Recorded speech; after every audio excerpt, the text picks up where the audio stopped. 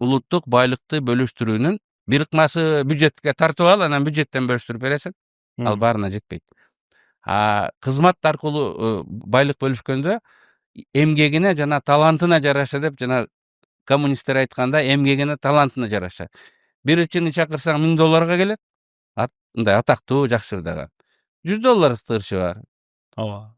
То есть эмгегине жана талантына жараша мындай таланттууларга дагы бөлүнөт. Фильм тартып атат, кыска фильм тартышат жана үйлөнгөндөр. Ал жерде өзүнүн сценарийси бар, Өзүнүн балалары бар. өзүнүн баары бар. Маданиятта ошентип өнүгүп атат.